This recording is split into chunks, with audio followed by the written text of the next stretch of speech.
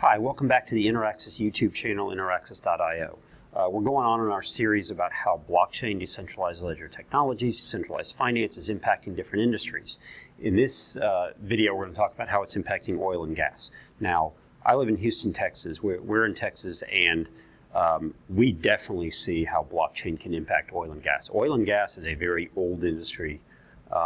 No offense to you all in oil and gas, but very stuck in the ways of the 60s and 70s, partially because it's been okay to do that, right? There's been so much money in oil and gas that it's okay to not always be the most efficient, because sometimes trying to follow what is the latest trend or the latest tech in oil and gas, because there's so much, it's so capital intensive to find oil and drill for oil and get it somewhere, pipe it out, process it and all that, that it's so expensive to do all that. And if you go investing in some new technology and that new technology turns out to not be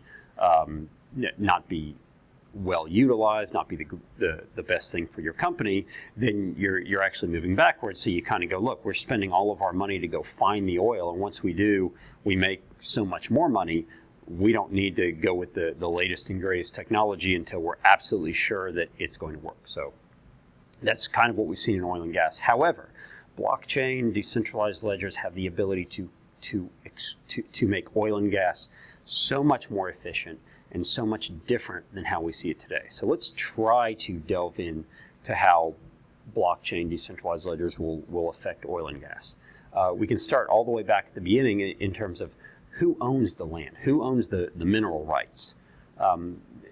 Because what happens here in the U.S. is you have someone, and if you're in the industry, you know this, you have someone who potentially owns the surface land, and then someone who owns the mineral rights underneath it, right? This is where most of the value is, because whoever owns this trumps whoever owns that, right? If this is the surface. So mineral rights are a big deal. Now the thing is, mineral rights is something that is, in mineral ownership, is something that's passed down a lot of times from generation to generation, but a lot of times it'll split up.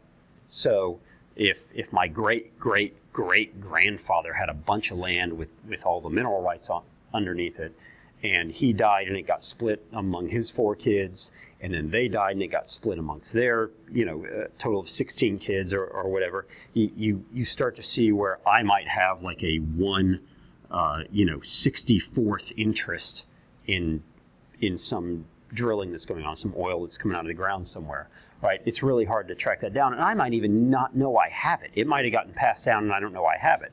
So there's oil and gas attorneys, there's landmen that actually go out and try to figure out on all this land who owns the minerals, right? Who is entitled to some sort of royalty when a company, when an operator actually pulls oil out of the ground and sells it. So that's number one, is if we can take all the mineral interests, the royalty interests, the owners, and take the title, take the ownership, and put that on some sort of blockchain that everyone knows about, and it's very easy to search, that will make life so much easier, because that means that you don't necessarily have to go out to courthouses kind of in some counties in the middle of nowhere and read through title documents that were written 100 years ago, and then try to go through different generations and figure out who owns what. You will know who owns mineral rights. Okay, and once you know that's a huge piece of the pie, because then the operators, if they want to lease it, if they want to drill on there, they know exactly who they're going to. Now, the other nice thing that you can do here, as I've talked about with some others, is tokenization, which we've talked about for other industries, is you can now tokenize the mineral rights, right? So if I have my mineral rights, and this is denoted on a blockchain, I can then get a token, right? So if some company wants to come drill on land where I own some little piece, I can get some sort of token, and when they pull oil out of the ground and sell it, the dollars come in here to that company, and they flow out to my token that's sitting in my wallet. There's not as much need to decide, figure out we pulled oil out. It went into a certain battery that went into a certain truck, that went into a certain processing plant.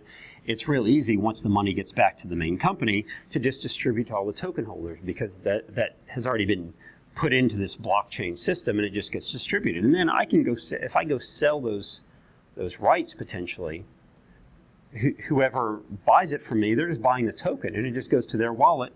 And from the operator's perspective, it makes it so much simpler, because they just pay the token that's sitting in the wallet. So that's another place where we see it's going to be where blockchain is going to upend the oil and gas. I was going to erase, but then I thought of something. The other thing we want to potentially do is we want to be able to measure and report on what is being pulled out of the ground, whether it's oil, whether it's natural gas, or whatever. So we can, in here, on the wells, we can have IoT devices. IoT is Internet of Things, right? We can have devices that are measuring what's coming out, what then goes into, say, a tank battery, right? So oil goes in here into this tank battery. We can have an IoT device here. We can have an IoT device that puts it in the truck, or puts it in the pipeline that goes out to a refinery.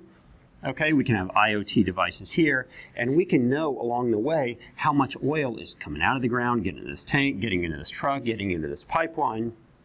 We can know all that, and all this data can go up to a public blockchain or a semi-public blockchain. Because of that, it can be monitored, it can be reported on. You don't always have to have as many people on hand. You can analyze the data a lot better. And again, whoever's drilling there can take that data, including the amounts that they get paid by the different processors, and send the royalties on to the token holders. They can send money down to their investors, right? So I can have an oil LLP, for instance, that's denoted with a security token here, right? So I've given them money as an investment, right? And as they're pulling oil out of the ground, they're paying my token that's sitting in my wallet. Again, I can potentially sell that token to someone else, and they put it in their wallet, and this operator, they don't care. They don't care necessarily who owns the token. They just know that they're paying the token that's whatever wallet it's in, they're paying it based on the investment. The other nice thing is, because this blockchain is public, and I have my token, I might be able to get hooks in there and be able to actually see what's coming out of the ground and actually know how I'm going to get paid. And it has a lot more transparency to it. Because there's potentially this transparency to the data, the amount of oil that's coming out of the ground, going in the battery, going to the truck, going to the pipeline, wherever it might be, there's this level of transparency. There's so much reporting that has to go on to the government, to the state, and so on, depending on what state you're in. And that reporting, the state can potentially just have their hooks in, have their user interface and their systems that pull data from the blockchain, because again, it can go on the blockchain and it can be pretty public and pretty transparent, and still remain pretty private in that it's encrypted, it's encoded, it has to be decrypted, right? So the public entity, the state, whatever department, can have the ability to decrypt the data and get the data they need for their reports and do it almost in real time, which eliminates the need potentially for these oil and gas operators to take their time to create these reports and send them to the state. In addition, the state knows that they're correct. They're seeing everything in real time. This is all happening in real time. There's no fudging the numbers. There's no accounting issue, nothing. They can see it in real time. The accountants can get to this data also. So if they need to do some accounting, if they need to do some auditing, whatever it might be, tax purposes, whatever, it makes it really easy when the data is actually public, or when the data is transparent and private. However, they have the ability to decrypt the data, to get at it, and so you have the state potentially being able to get in here, you have the accountants being able to get in here, you have investors, and I don't mean get in here like manipulate data or see everything there, because a lot of this is relatively private, but you can encrypt it and encode it and everything, and these people will have the ability potentially to decrypt the data. Which means if I'm an investor and I'm looking for some sort of investment like this, I might go, hey, this investment looks really good. I really like this token. I'm going to go to this person who has it, and I'm going to make an offer to buy some of their tokens because I want that income now, right? Or these people who bought the tokens might go, look, we made our money. We're out. We don't want this investment anymore. And someone else might go, look, that looks like a great investment, and they want to buy it from me. So for all these areas, we even talked. We talked in another video about supply chain, right? So oil and gas is obviously once you pull it out of the ground, it's a huge supply chain. So the idea that, again, you pull oil out of the ground and then it has to go into either a truck or some sort of pipeline, right?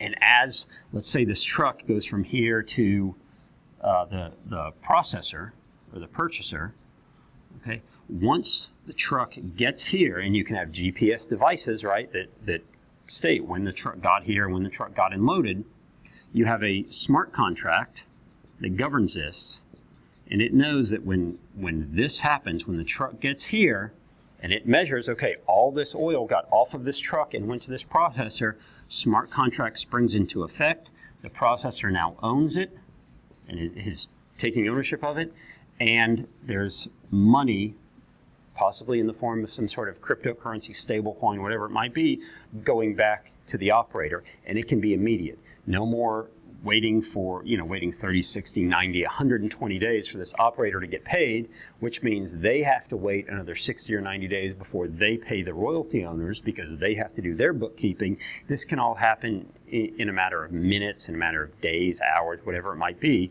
It can be really fast. So you can have smart contracts watching over this supply chain, right? Same thing with pipeline, right? If the pipeline here, if this is the processor, you can be measuring, you can have an IoT device here, a GPS, whatever it is, that says, okay, as oil is flowing in here, they know who they're paying, and there are smart contracts governing that, right? Same thing if it's liquefied natural gas that's being put on ships, it's being liquefied, say here in Texas, being put on ships and taken all the way to Asia. We can track that. We can track the ship all the way and know along the way that liquefied natural gas is changing ownership and money is changing hands without the need for a bunch of invoices to be sent, without the need for a whole bunch of accounts payable or accounts receivable people going back and forth. You write the smart contract, once or twice, and everyone agrees to it electronically, and bam, it springs into effect, and it can all be transparent, right? So it's all this is happening up here on some sort of public blockchain that everyone has their ability, again, to get the data to decrypt what they need from here and be able to run their reports and do their processing and their payroll and pay their royalty owners and everything. They can be watching the oil, the commodity, the goods going back and forth and be able to watch the money flowing. And again, it makes things so much more efficient and so much easier. Another place I've seen is in the oil and gas world is seismic data. So seismic data is created when some company goes and uses seismic waves and tries to find the oil, right? So they measure different things, and I'm not a geologist, so I don't really understand how it works completely, but they take certain measurements of the ground and what's under the ground and try to understand where and try to actually just create this mounds and mounds and mounds of data, and then other people go read the data and go, we think there's oil here, or we think there's gas here, or something. But that seismic data is owned by someone, and it can be purchased, it can be leased, whatever it might be. But there are a lot of times where companies will buy seismic data that they might already have because they don't know they already have it. Well, it'd be great if all the seismic data were available on some sort of blockchain, and you could pay some sort of fee to pull that data down and be able to analyze it. And maybe while you've paid that fee to get that data and analyze it, there's some lock that says no one else can do it. That's a possibility. right? Because it's oil and gas. There's so much money in it, and because of that, it hasn't been a horribly efficient industry. And blockchain, decentralized ledgers, decentralized finance has the ability to upend all that and make it a much more efficient industry. I haven't even gone into talking about along the supply chain, because I talked about the supply chain, but along the supply chain you have things like credit terms using decentralized finance, using peer-to-peer lending protocols that create trade finance, that create the ability for me to pay you in 30 days, even though I know for a fact my goods already got to you. So that's several of the ways that we feel oil and gas can be upended by blockchain. So if you're in the oil and gas business, whether it's oil field services, whether you're a landman, whether you're an oil and gas attorney, an operator, processor, truck driver, whatever you are, wherever you sit within the oil and gas world, this will be a good thing to know. It'll be really good to know who the players are, how it might work in the future. Maybe you come up with some sort of solution and you go, look, I know where this can be much more efficient.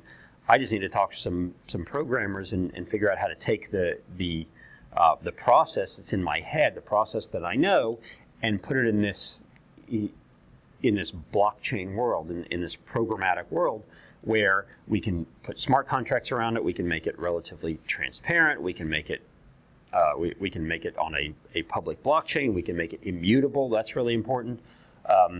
You kind of find your niche within the oil and gas world, and then even there within the blockchain world, and you can help make things a lot more efficient, right? If you're already an operator and you're going, man, we're getting slammed here as oil prices might go down, maybe there are ways that we can utilize this technology to make ourselves more efficient. Maybe there are ways we can even hedge. We can even hedge oil and gas, right? There are companies that are creating oil and gas tokens now that represent barrels of oil that you can then hedge against those, use those tokens, buy and sell them as a hedge. So if the price goes up or the price goes down, you're not hurt too badly.